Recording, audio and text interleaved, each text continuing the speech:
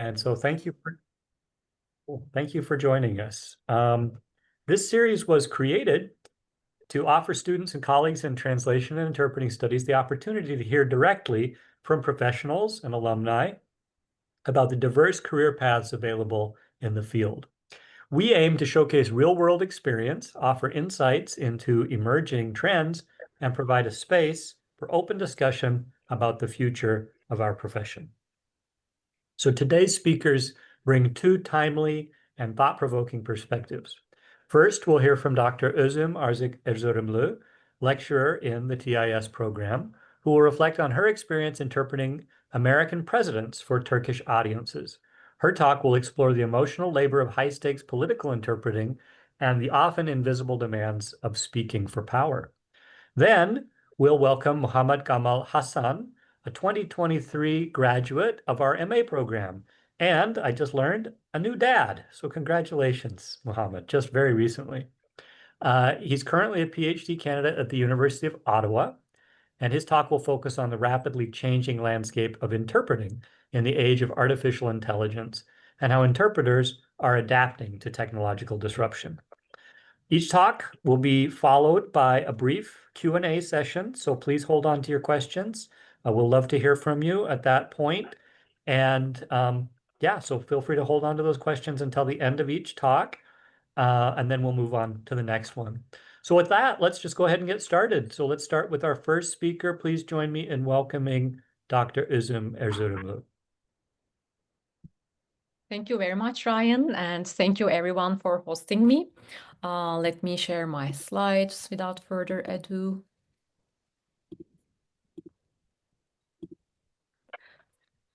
So as Ryan mentioned, I will go into emotional labor of interpreting American presidents for Turkish audiences. But before before the beginning, I'd like to share a fact that I may share my personal beliefs, my personal political beliefs as an interpreter as well, but it does not mean that it represents the university's beliefs, okay? So this is the distinction I'd like to make. And it's not academician Özüm's beliefs, it's interpreter Özüm's beliefs, to give you a sense of what may happen. So please bear with me. I definitely respect your political opinion. However, I'd like to show what may happen in lending your voice to politicians. This is what I'm interested in. So thank you. This is the first warning I'd like to make. So we will go into theoretical framework, the interpreter's dilemma, navigating presidential rhetoric. We will look into some case studies and anecdotes, emotional labor in practice. How do we engage in emotional labor as interpreters, and conclude with the discussion. So some background with regards to my interpreting career. I've been doing this business for the last 2 decades, and I have interpreted mostly for broadcasting companies in Turkey. So I've been interpreting American presidents since 2008. I've done a lot of interpreting during the initial phase of Ukrainian-Russian war. Noam Chomsky was one of my favorite people to interpret.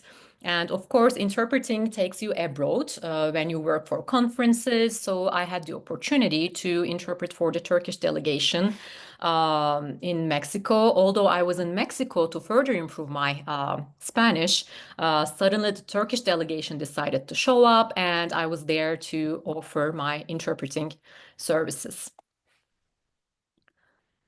And when I realized that perspectives of interpreters also elicited feelings, goes back to the times when I interpreted for Sarah Palin. Does anyone remember Sarah Palin? When I ask this question to my students, they say, no, who is she? I remember. Can I see the hands? Who says I remember? Victoria. Victoria, okay. Good to hear that, Victoria. So who is she? Maybe you can elaborate on who she was. How do you remember her? She was a potential vice president for, I think it was the Republican. No, I knew it was the Republicans, but I think it was it the 2008 election? Yeah, Republicans. Definitely, you're right. I guess she was running with McCain, if I'm not mistaken. Yeah. That's right. It was McCain. And it must have been the 2008 elections. Yeah, it was. Definitely. Very good. Thank you. Yeah. So it was in 2008 that I realized perspectives of interpreters also elicit feelings.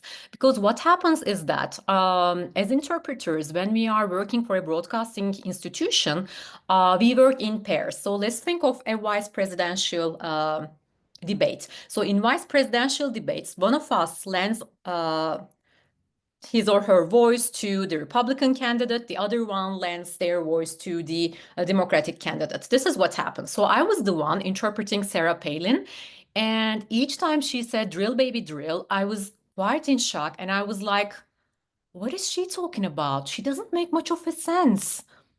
I mean, how am I going to handle that? So I was asking myself a lot of questions, and I realized that it was not the place that I wanted to be. And it was not the person that I wanted to interpret. But however, I was there, I had to do that. And that's when I realized perspectives elicited feelings.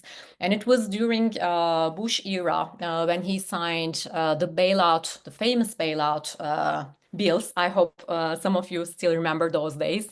Again, I've had students who don't remember those days that I had to interpret over the phone. Can you believe that? So we had no technology. Mohammed will go into technology, but back then we didn't have over the phone technology. So I had to use my cell phone and interpret the bailout plan of Bush because it was a long day and I was at home. Suddenly he decided to give a speech. I was unprepared for that. The institution was unprepared and I had to do it over the phone.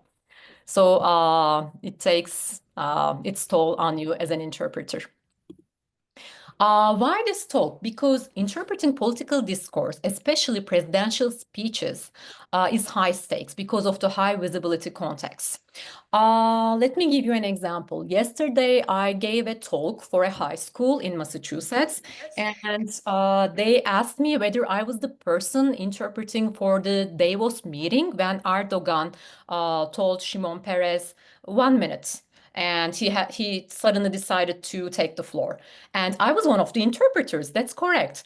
And you can, as you may see, it was, I believe, again, 2008 that I worked for this interpreting assignment. And almost 20 years have passed, and it's still over the internet. And people ask me, was it you? So you have high visibility compared against healthcare settings or legal settings. And why focus on American presidents? Because of their rhetorical style, emotional tone, and media coverage, as well as global political weight. And I argue that the act of interpreting US presidents for Turkish audiences, not only for Turkish audiences, I will give you some other global examples, involves complex emotional labor that goes beyond linguistic transfer. It's about voicing power, navigating ideology, and managing effect. This is a slide I love. I use it in several presentations, but I still don't know where I got it from. I believe I got it from Pinterest. Can you believe that? And unfortunately, there is no resource, so I can't cite it. Anyway, an interpreter should be like his one. On the surface, look calm and unruffled, and below the surface, pedal like hell. Of course, I was pedaling like hell when I was interpreting Sarah Palin, when I was interpreting Bush's bailout plan, because of the numbers, because of the financial terms. So we have to pedal like hell, but we should not show it. And in the end, what are we doing? Well, Arlie Hochschild explored the work of flight attendants, and she came up with the term emotional labor. Emotional labor, for her, requires one to induce or suppress feeling in order to sustain the outward countenance that produces the proper state of mind in others. What she means is that, let's think of the flight attendants. It may not be your best day, but if you are a flight attendant, you have to wear your smile, right? So what the flight attendants have told her is that the smile is on them, but not off them. So it is something fake. They have to fake it and please the customers, right? The clients. And to do emotional labor, employees have to show emotions they don't really feel. So as an interpreter, I may not side with Sarah Palin. I may have different opinions, but I should not show my opinion, right? I should not show my emotions and hide the emotions they really feel and create an appropriate emotion for the situation. So I should never, ever betray my skepticism of her thoughts or my disagreement in my tone of voice as an interpreter. I should always be neutral. This is what AIC, the International Code of the International Conference Interpreters Association, tells us to do. And Hochschild's concept, when we adapt Hochschild's concept to interpreting, it denotes managing one's emotions and the emotions of others during performance. So you may have to manage the emotions of the participants or the clients as well in conference settings. But today I will go into broadcast interpreting. And what Mona Baker tells us is that interpreters are not apolitical professionally. So I'm an interpreter, and of course I have political opinions, but I just don't show them in my work when I work as an interpreter. And interpreting in the end is a mediation, not neutral transfer. And interpreters play a certain role in framing political personas and emotions. On the right-hand side is a cover of Der Spiegel. That, of course, we cannot do that as interpreters. We should never, ever do that. But this is how Der Spiegel has framed Trump, for instance. American presidential discourse has several traits in the sense that American presidents appeal to the emotions, and they would like to be charismatic. They would like to focus on supporting the nation. They may use humor, colloquialisms, and populist tones in their speech. And it was just last week, I don't know whether Kinry is with us, but with Kinry, we worked on different discourses of American presidents. What I mean is that she interpreted first Trump and then Obama, and then Kamala Harris. And they all have different discourses. Trump is very different from Obama, and Kamala Harris is very different from the rest of them. So that's why you have to be aware of those differences. You can't put them all in one single basket, right? And for instance, how would you interpret "We will build a wall for Mexican audience" is a question. It has already been answered in a video clip of Daily Show. For the time limits, I won't be showing it to you, but if you are interested, I would love to share it through the chat box at the end. And on the one hand, we have those traits. On the other hand, we have Turkish political and cultural expectations, meaning that first and foremost, we have to abide by the guidelines of RTÜK, meaning Radio and Television Supreme Council. According to RTÜK, nationalism is of utmost importance, and interpreters should not utter the term Kurdistan, for instance, or Armenian genocide. You have to tone those down for RTÜK, and you have to be aware of the audience sensitivities. And you should respect authority, you should have a formal tone, formal register, and of course, emotionally, the emotional sensitivities of the Turkish audience should also be taken into consideration. On top of that, I would like to give an example from Biden in the sense that when I interpreted Biden during his term, I was scared of one single thing, the fact that he would make mistakes or commit gaffes. Here's an example. Ladies and gentlemen, he says, Biden declared at the NATO summit in Washington while introducing Ukraine's Volodymyr Zelensky, and he suddenly says, ladies and gentlemen, President Putin. Instead of Zelensky, he says President Putin. So what are you going to do as an interpreter? Should you let the audience know that he uttered a wrong name, or should you just say Volodymyr Zelensky and let the Turkish audience not see the fact that Biden made a mistake? What would you do? Again, here is interpreter's dilemma, right? So this is a real case. Thank God I did not interpret that speech, so I'm lucky. And interpreters naturally have some internal response, just like the way I responded to Sarah Palin. And you are expected to be neutral, impartial. You have to manage your vocal tone, delivery under pressure. On the other hand, we have audience feedback and media reception. In one of my research projects, I explored the way that interpreters were critiqued on Twitter in rendering Oscar award ceremony in Turkey. And what I found out is that we are highly criticized from time to time. And let me give you an example. I was one of the interpreters rendering the Oscar award ceremony. And what would happen is that the client would open the door, come in during the breaks, and would tell us, hey, Twitter reactions are very good. You are doing great. So you are criticized according to the Twitter reactions as interpreters. Can you believe that? This is what happens in real world. And as I told you, we're not apolitical. And here's an example from my own life, since I have interpreted Barack Obama for a very long time during his tenure. When I got the job offer and when I first visited Illinois, I was glad to see the Barack Obama Presidential Highway in Illinois, which brings me to emotional attachment. I mean, I was emotionally attached to Barack Obama. Here's an example from Japan to Suruta. Writes as follows.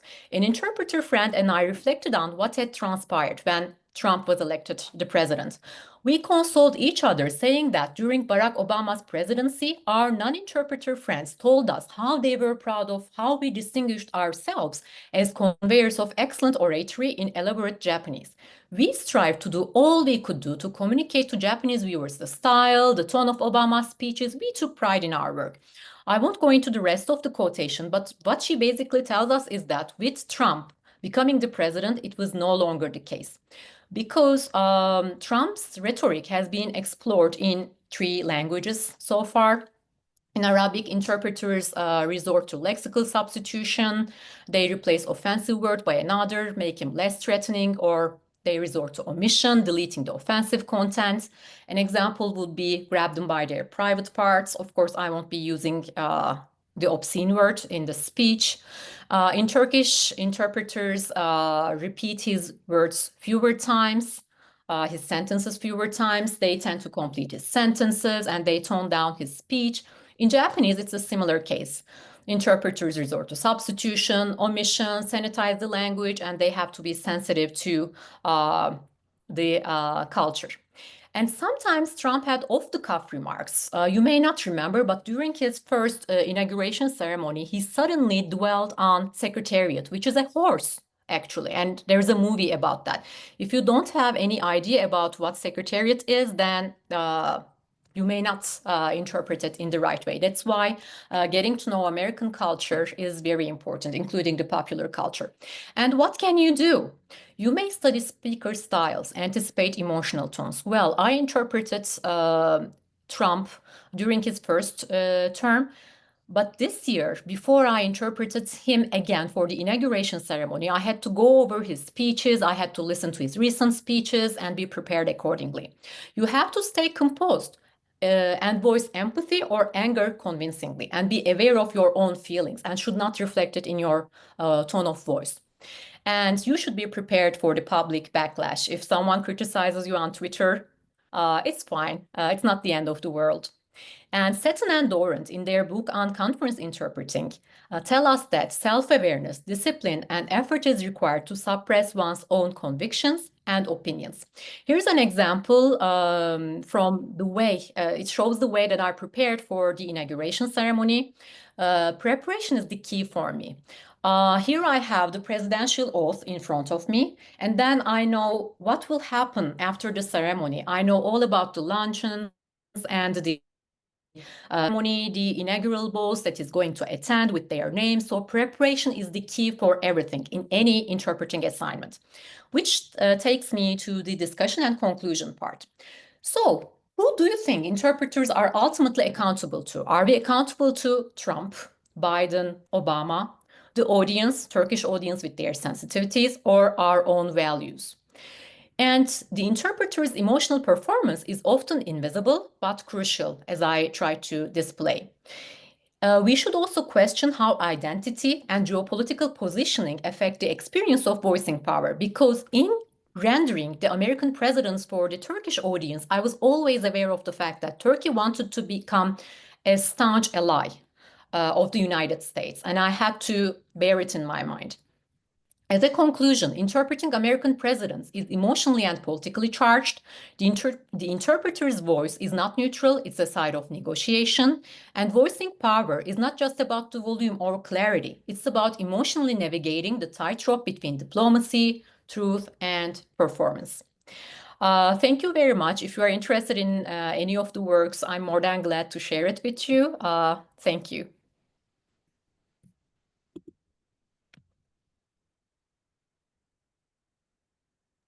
Thank you so much, Özlem. That was a really fascinating look into the world of interpreting for people with immense power.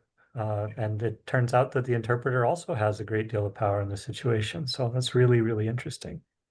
Let's go ahead and have some questions. We have time for them. So I guess you'll raise your hand via Zoom. Is that the best way to do it?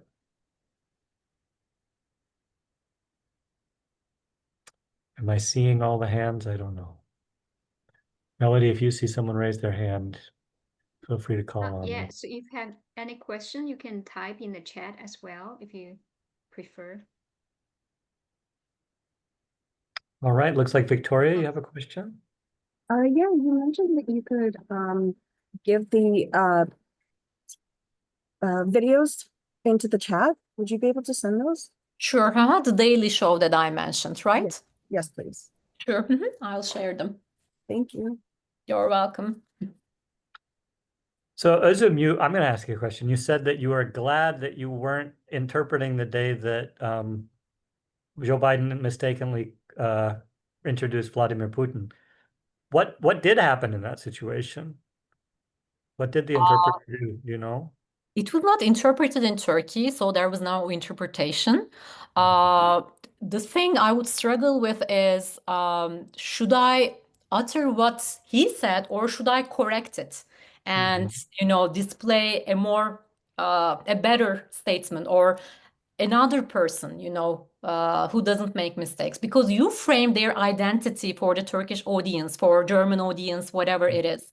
So that's the question interpreters struggle with. What should I do if they make mistakes? Should I correct it or not? For instance, in Turkey, thank you very much for asking this question.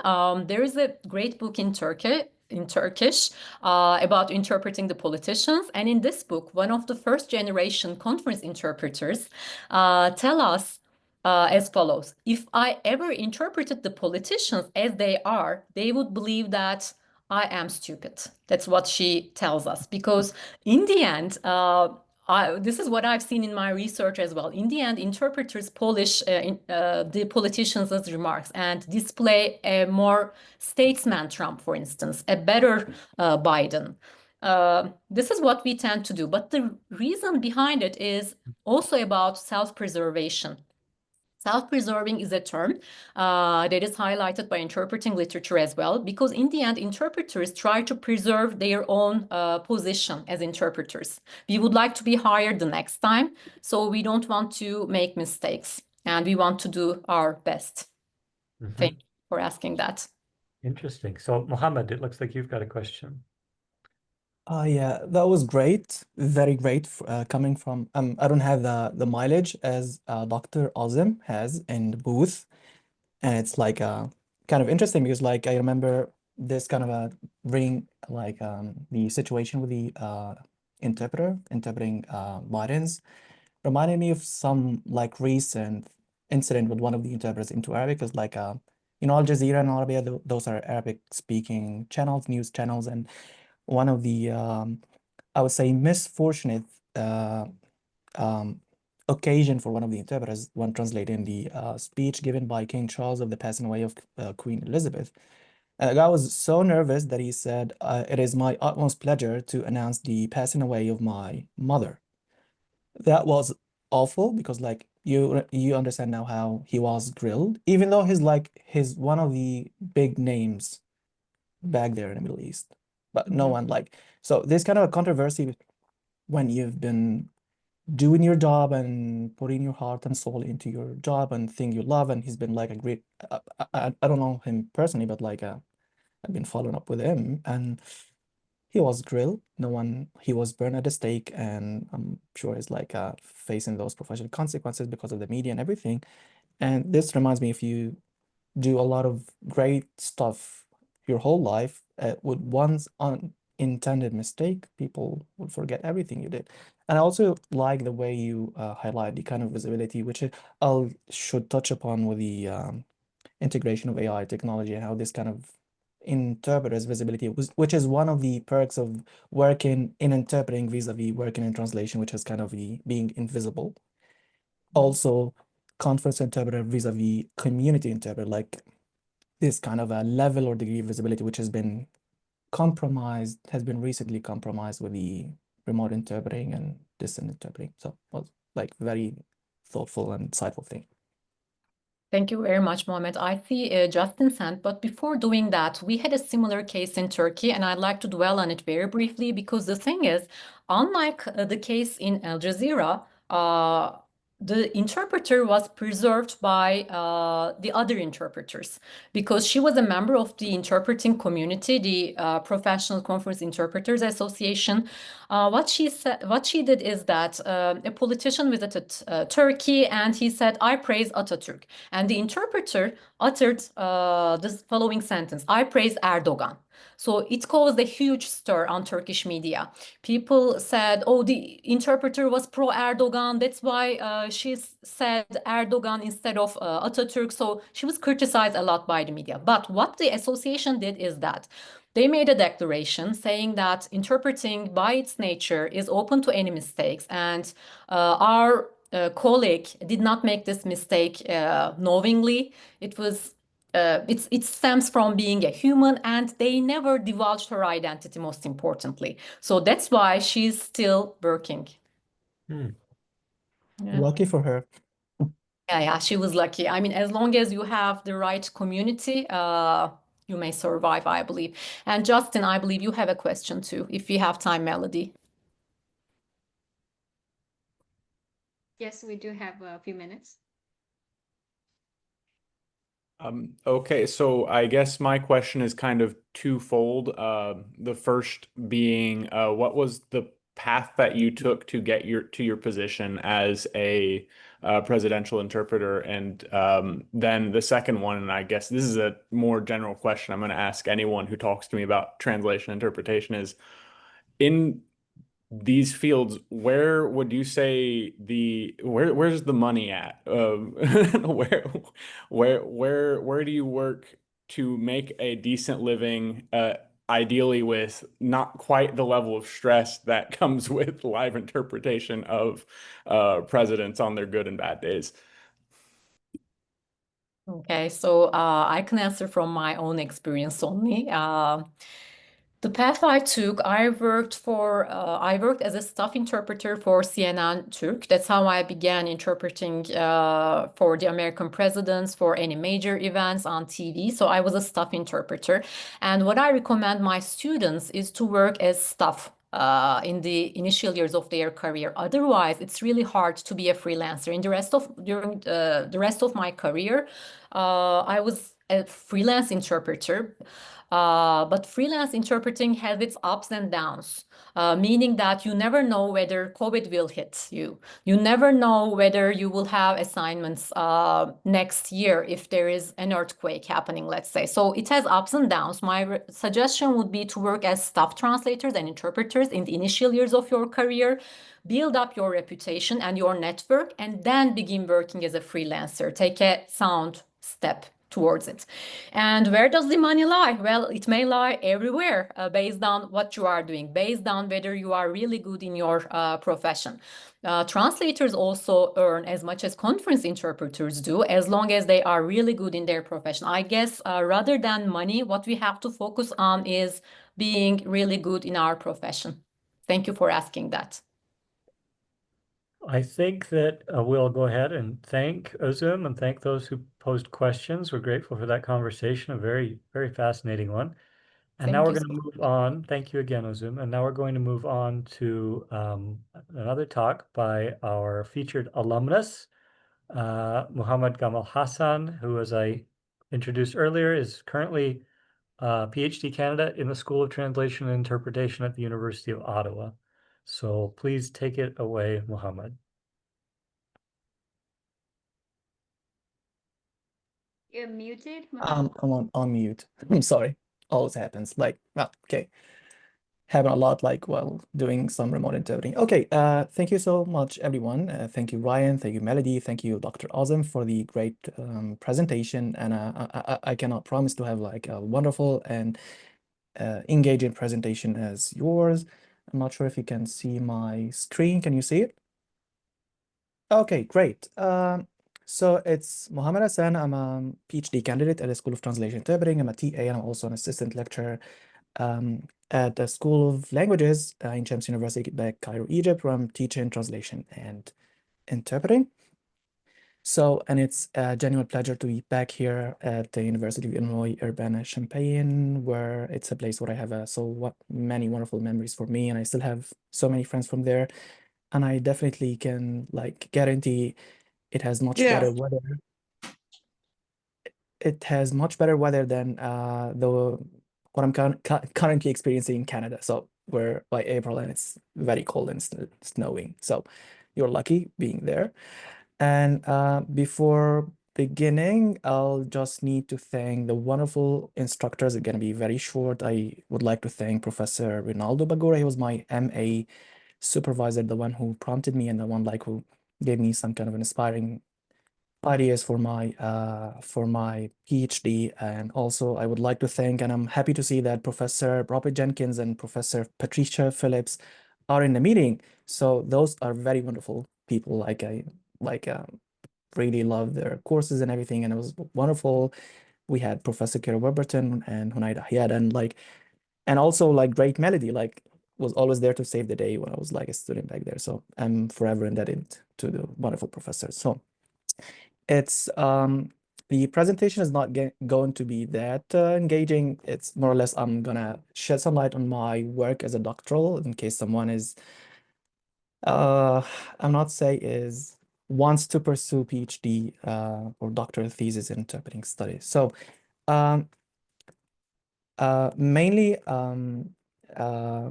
before delving into my doctoral research, I would like to give you like kind of a brief overview of my experience as an alumnus at the program of Translation and Interpreting Studies, and I give you a brief overview of my MA research at UIUC.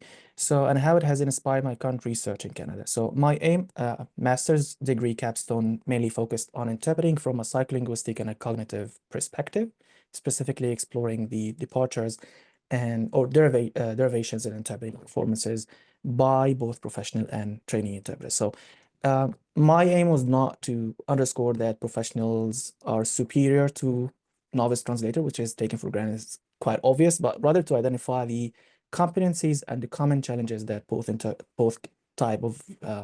camps of interpreters they struggle with.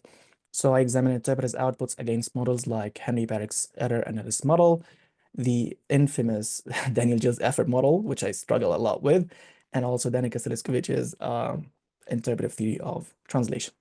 So my work aimed to inform interpreter training by pinpointing this was the goal in mind, is like to inform interpreter training by pinpointing specific skill benchmarks and inevitable cognitive challenges faced by interpreters. So it was mainly an empirical study originally intended to include 3 interpreting students from the postgraduate diploma at the School of Translation. So I used to teach there, and I taught there like a year ago before moving to Canada, and also 3 professional interpreters, including 1 UN certified interpreter, a US court certified court interpreter, and also 1 professional conference interpreter. But due to some limitation, I sufficed with only 1 interpreter of each camp.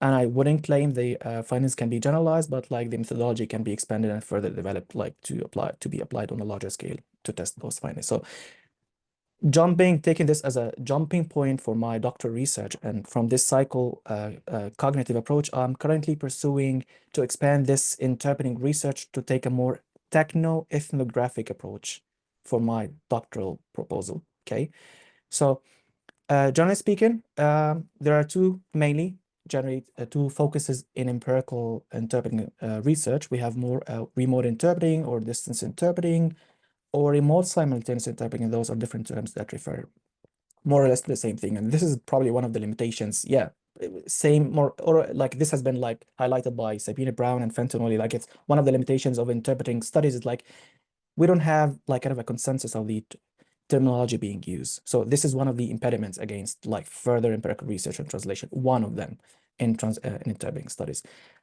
So the other focus is the assessment of performance of interpreters when using computer-assisted interpreting or CAI tools, similar to the computer-assisted translation tools. So it's like the infamous Interpret Bank, which is now like being AI-powered. Some platforms like Interpret Loss, and many more. Like there, every then like we have a new tool introduced to the scene.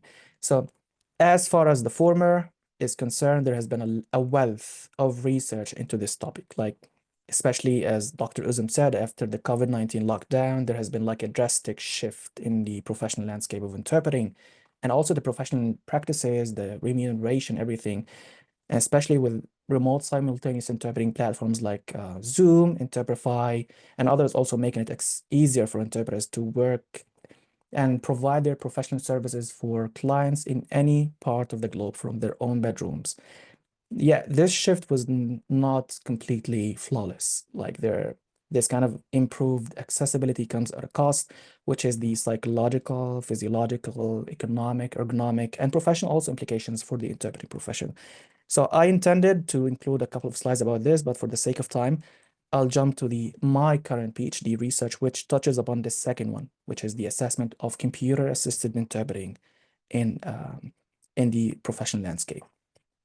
So interpreting, as we all know, is an incredibly demanding cognitive activity. So traditionally, interpreters are expected to rely heavily on their linguistic genius, their linguistic expertise, their exceptional memory retention, and also quick, informed, real-time decision-making skills. Those are the secret sauce of having a great interpreter. Okay, so however, with this kind of a rapid integration of technology, specifically computer-assisted interpreting tools, these skills have been like kind of compromised, have been like, let's say, have been approached by tools such as Interpret Bank, which is significantly reshaping how interpreters perform their tasks. And while there's a substantial body of research that exists on how CAI tools enhance terminological and numerical accuracy, like we have Fentinoli, we have DeFrank, we have also a recent study from Egypt, from Abdelal, I think it was published 2024.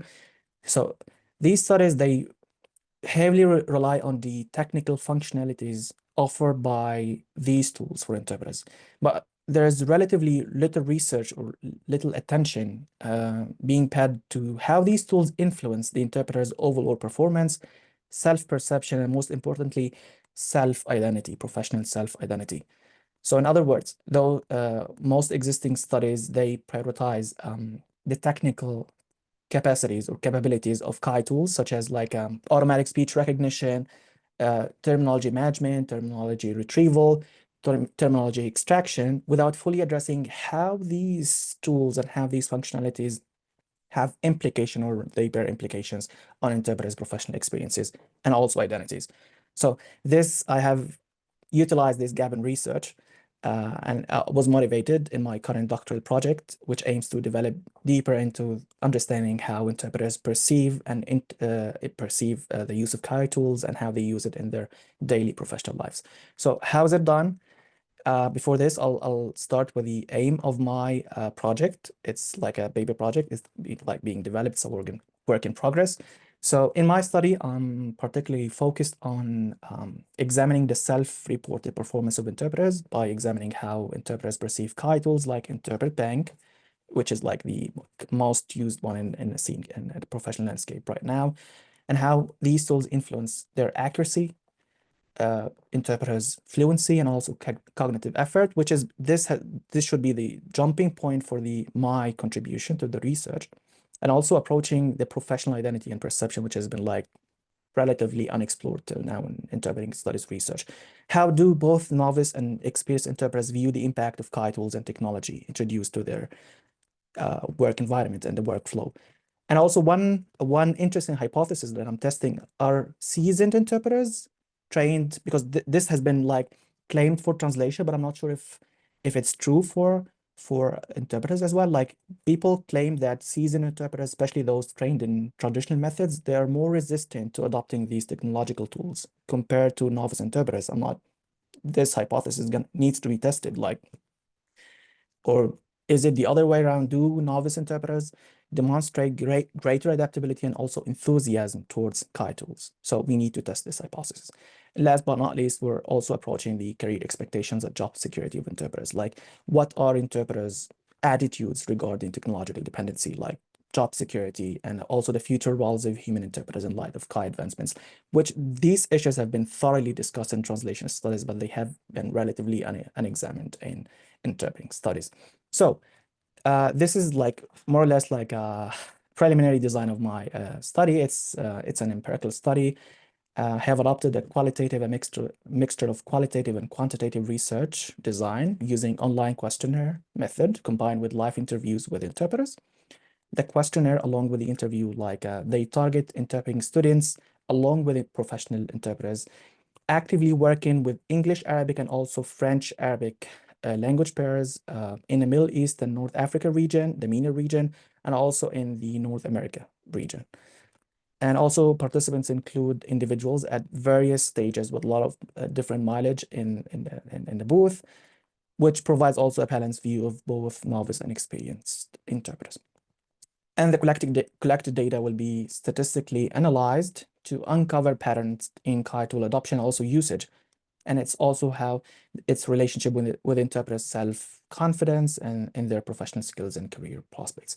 So I'm hoping that my Humper research will also hold significant implications for interpreter training programs, different institutions, supported by also by other research by other scholars, and also professional practices. So the findings can be used in curriculum to be integrated with training curricula. So those results can inform interpreter training curricula, helping to integrate effective and realistic technology training as far as the professional development is concerned. So research insights may also guide professional interpreters in managing the technological tools better, how they deal with it, what are the cons and pros, how they can be further developed, and how to vocalize the needs of the interpreters themselves, okay? Which might, by the end of the day, enhance their comfort and efficiency in real-world interpreting scenarios. So it's coming. We cannot escape this fact. AI technologies drastically changing everything. So instead of going against the flow, we should swim with it. So probably this is gonna help. And last but not least, and I think this is the most important thing, which is the policy making. So providing policy recommendations, as Professor Azim said, for IEEC, for other associations, how the technology and how AI would change. And accordingly, we cannot continue living with those code of conducts that have been like they were devised like decades ago, and we cannot just be straitjacketed into those code of conduct. So more policy recommendations to provide like valuable insights for professional interpreting associations, also policy makers.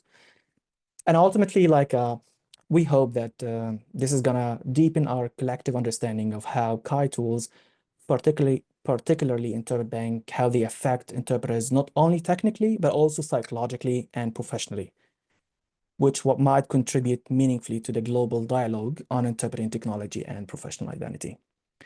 How much time do we have left, Melody? 5 more minutes. 5. 5 minutes? Yeah, 5 more minutes. Yeah.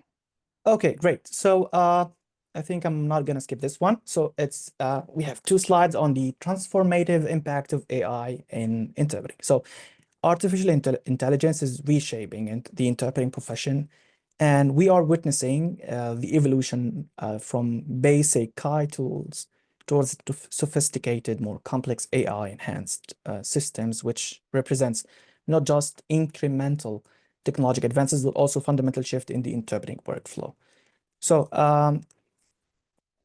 AI-driven KI tools can be categorized into 3 key stages for of the interpreting workflow. Okay, so we can use them pre-event during the preparation stage, where the AI can facilitate automated term extraction and also corpus building. So tools that have been used for translators like for decades and linguists, they can be also used for and utilized by interpreters for preparing for the event.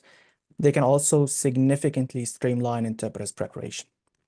Also, those tools can be used during the event, offering real-time support. So for example, Interpret Bank, which is like the focus of my study, employs like automatic speech recognition supported by AI, which provides interpreters with immediate terminology support, thus significantly reducing cognitive strain and also enhancing interpretive accuracy. And also we have these tools. Yeah, kind of it's skeptical that the next slide is going to be like the dark side of these tools. Yeah, post-event tools, like they can be used for evaluation and knowledge management. So AI can also support interpreters post-assignment for their analysis, post-assignment analysis and feedback, which might help interpreters track their performance and manage ongoing professional development effectively. And this one is not like has been proposed by Fantinoli, but like he didn't provide much more explanation about this fact. But like the first two, like they've been extensively researched.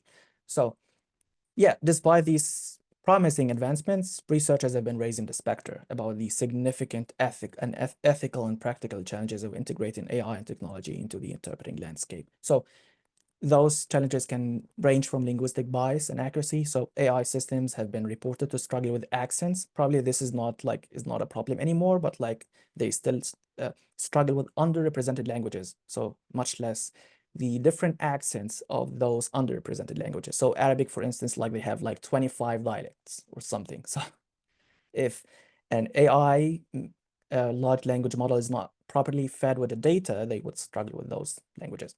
And this also raises some ethical concerns and risk of errors that human interpreters have to catch and correct, another layer of cognitive pressure on them inside the booth. We have also the cognitive and ergonomic strain, because poorly integrated AI can disrupt mental focus. They can also ultimately add into the cognitive load instead of reducing it. Last but not least, like the ethical and confidentiality concerns. So AI systems can raise issues around data security, client confidentiality, and also interpret autonomy and transparency, those things that we hope to address in our study. So I'll end. I know I've probably run out of time, so probably I'll end with like a kind of a conclusion. So as we stand at this critical crossroad between technological advancement and human expertise, like interpreting as a profession faces like a defining moment. Same as engineering, same as medicine, same as any kind of job that has been affected by the introduction of AI. And my doctoral research and the insightful perspectives from leading scholars will also, they underscore a vital truth. It's that the future of interpreting will hinge not merely on technological sophistication, but significantly on how these technologies are integrated and embraced by interpreters themselves, not how they are forced or imposed on interpreters. And a final thought, I'll end with it. Let's not ask whether AI will replace interpreters. Let's just ask how interpreters and AI can work together and to elevate communication in a complex multilingual world. And there's probably a list of people, if anyone is interested in pursuing kind of research, this would be a good starting point for you. And thank you.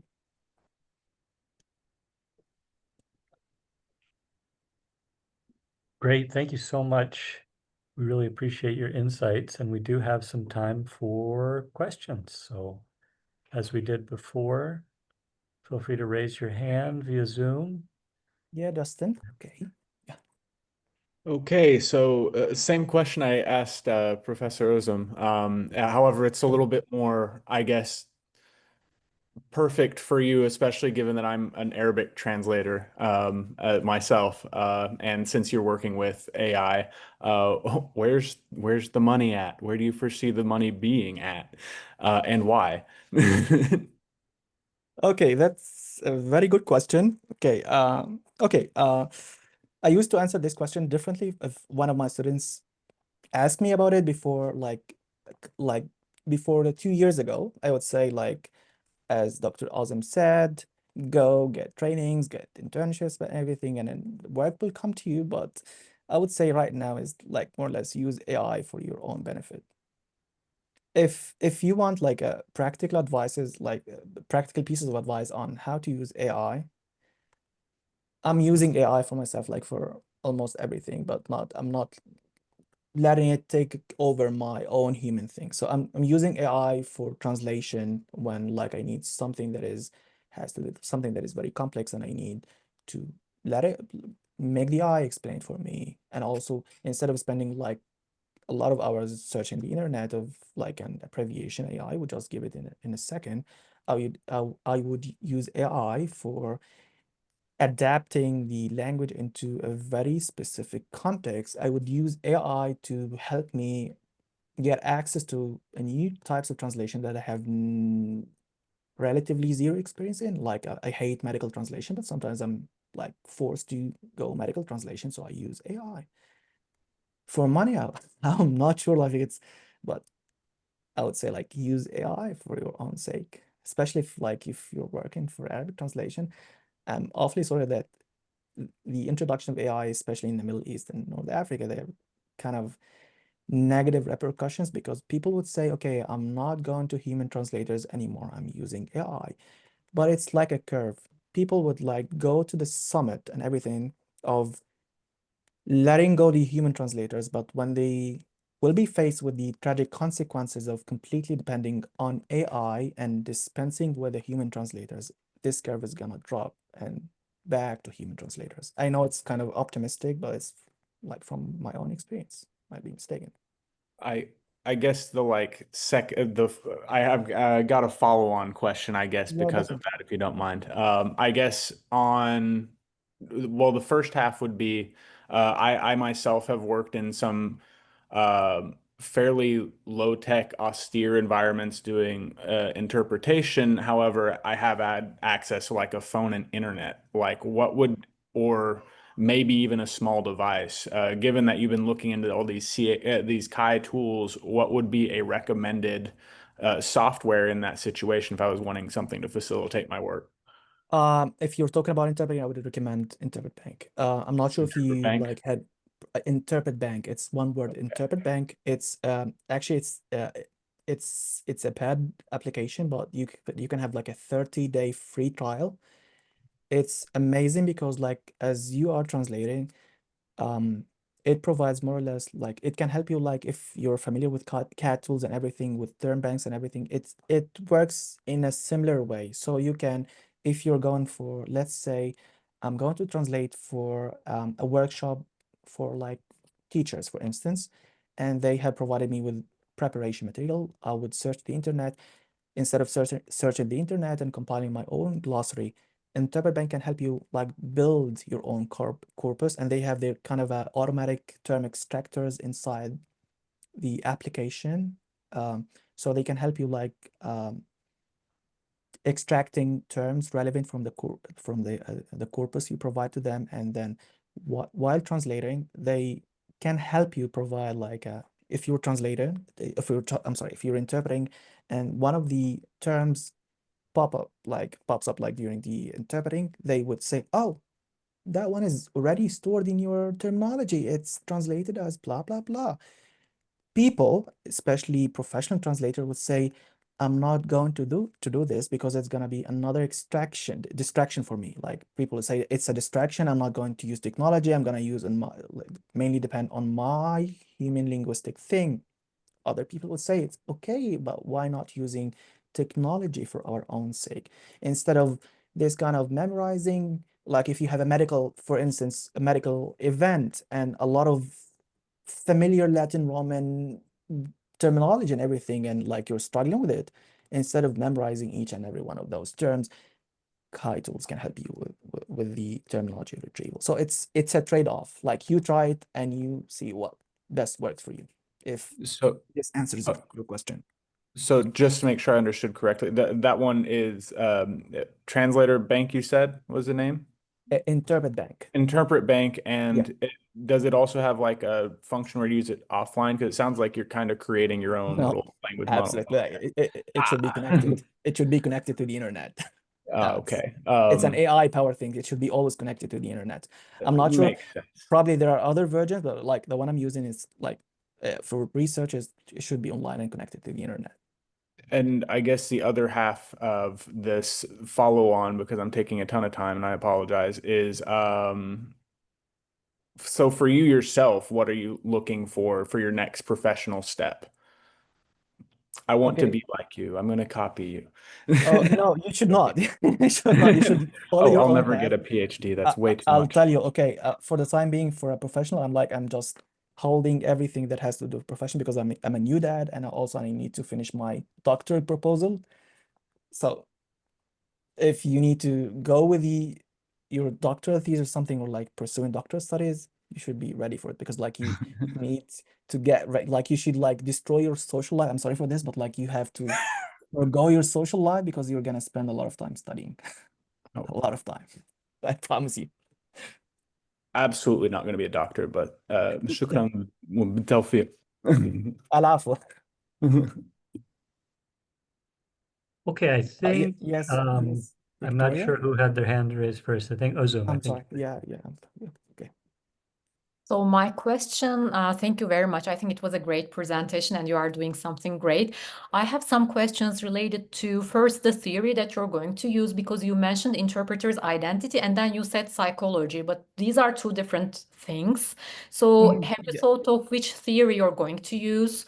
And secondly, you mentioned that you will explore the experience of novice, experienced, and seasoned interpreters with Kaitus. And from my experience, what I can tell you is that currently I'm working on a book project on how interpreters adapted to remote interpreting. And what I've seen is that I also did interviews and I found out that unfortunately there are not many seasoned or novice interpreters who you can talk to.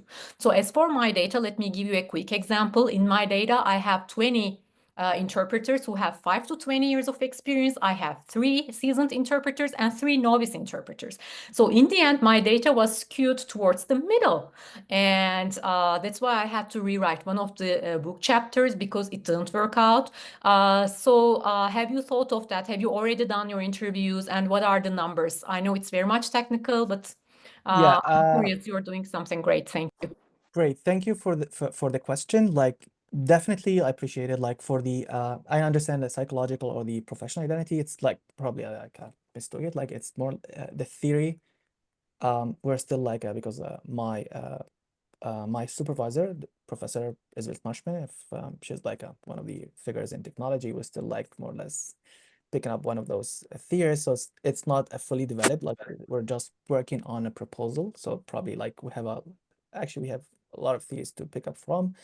For the interviews, like we are in the ethics process. Like we're just like a couple of days ago before having a baby, like we were just having we're just putting the final touches on the questions to be asked on the interviews. Because I'm planning that I'm going back to Egypt this July to have the live interviews and spending some time with the family. So probably for the time being, we have not finished the interviews, but like the questionnaire was already distributed and like I would say like for the time being, we'll have like 40 responses because I have access to one of the WhatsApp groups to professional interpreters. Like I know a couple of them. That's why I have like access to the also my institution, my school. So probably they distributed the questionnaire to some of their students. But one of these limitations, and like thankfully, like you highlighted this, is like it's about the response rate. It can be deceptive because probably most of the responses you will get from students.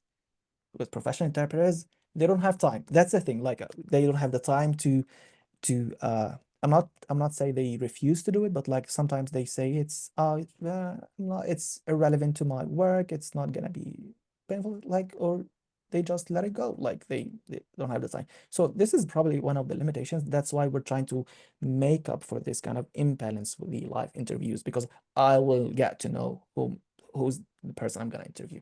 If this answers your question. Thank you very much. I'm glad that you are in good hands, and congratulations. I'm sure you're going to find a balance between the parenting and doctoral thesis. Congratulations. Thank you. Wish me luck. I Okay. think we're almost out of time, but Victoria, you've been patient. Do you have one quick question?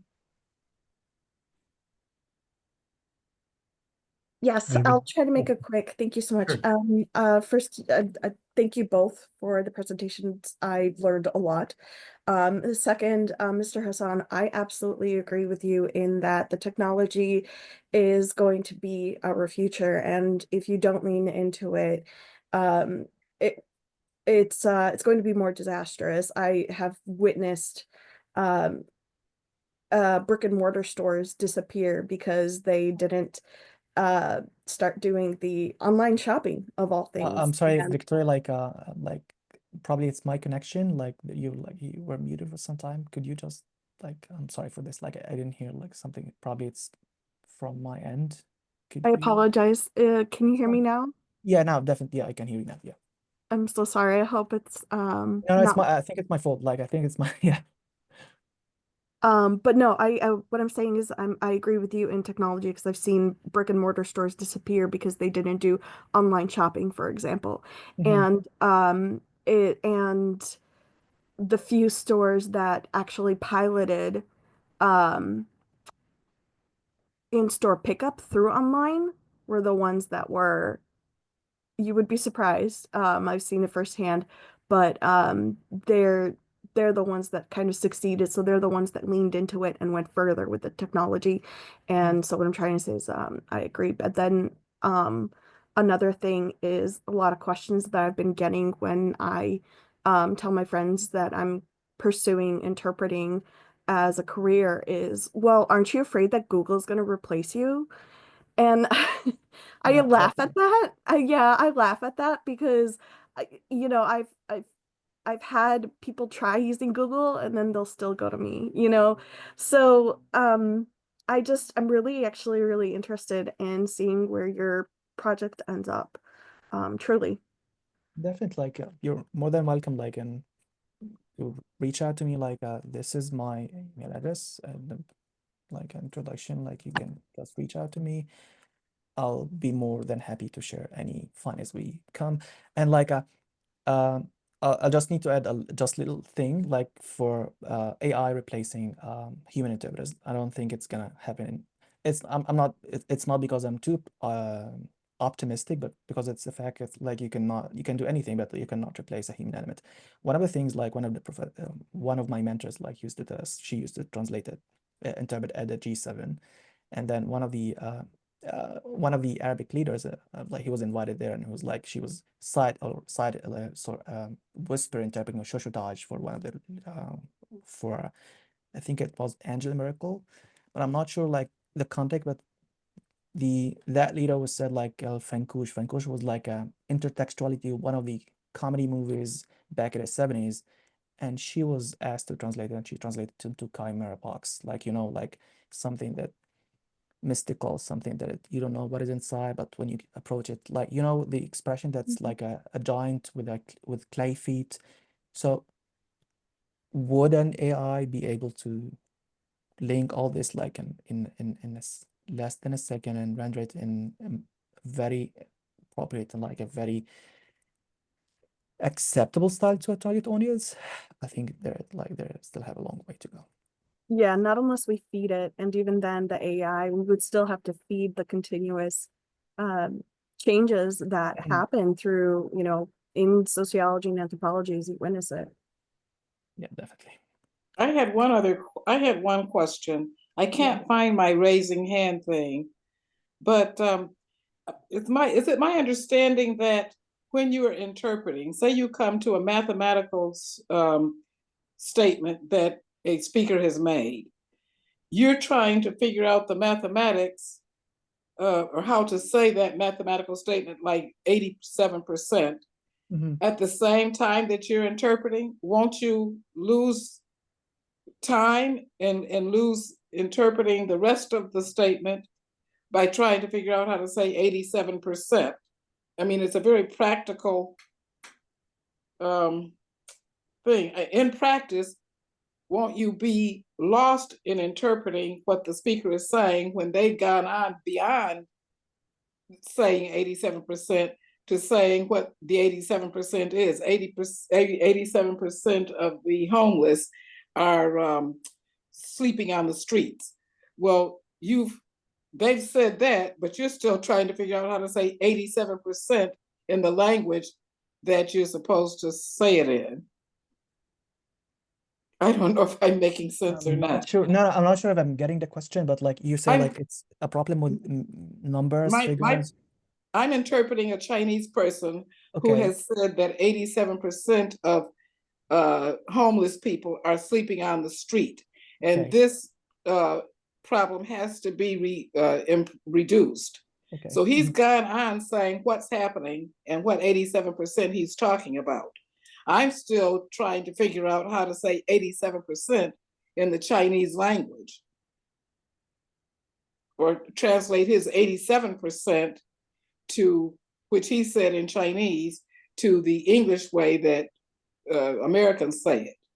Because if possible, I can answer this question, Mohammed, and then give you the floor if it's okay for you. Yeah, definitely. Sure thing. My understanding is that you have a question related to how we interpret the numbers. So what happens in the booth in it is that we never ever work in we never ever work on ourselves. If the meeting is, let's say, more than currently it's 45 minutes. Previously it was 1 hour. So that's why we're always in the booth with a colleague of ours, with a booth mate, as we call them. And we always write down the numbers for each other. That's how we maintain collegiality in the booth. So the number probably will be written by my booth mate. And secondly, the more you practice as an interpreter, the more you get accustomed to those numbers. And that's why we teach note-taking in our classes at University of Illinois Urbana-Champaign. So we have to write down the numbers all the time. As an interpreter, it's easy to miss the numbers, but if I have it written down in front of me, I will definitely utter it. So there are two ways. One, write it down yourself. And secondly, probably your booth mate will help you. 87 is quite easy for us, but if it's a really big number, then you will have your booth mate to support you in most of the cases. That's how we tackle the numbers. Thank you very much. And Mohammed, the floor is yours, please. Thank you.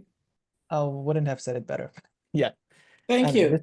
this is one of the techniques I'm personally using, like using pen and paper, because like I'm awful with numbers and everything, especially if like you're an event and like they're just reciting a lot of numbers, statistics from like an economic report, you would have your pen and paper, just instead of listening, memorizing, retention, and recalling, you just listen, write, and recall, and that's it. Thank you. You're welcome. Thank you, everyone, for your questions. Thank you to our speakers. Thank you to Melody, our academic programs advisor, who organized this wonderful inaugural TIS Career Talk session. Thank you to everyone. I hope you all have a wonderful weekend. And if you have any questions for the program administration, if you're someone who's interested in the program, please reach out to us, and we'd be happy to dialogue with you. So again, once more, have a delightful weekend wherever you are, and hopefully we'll see you next time. Thank you. Thank you, everyone. Thank you, Mohammed. Ozum. Thank you. Thank you. everyone. Bye, everyone. Thank you. Thank you. Thank you.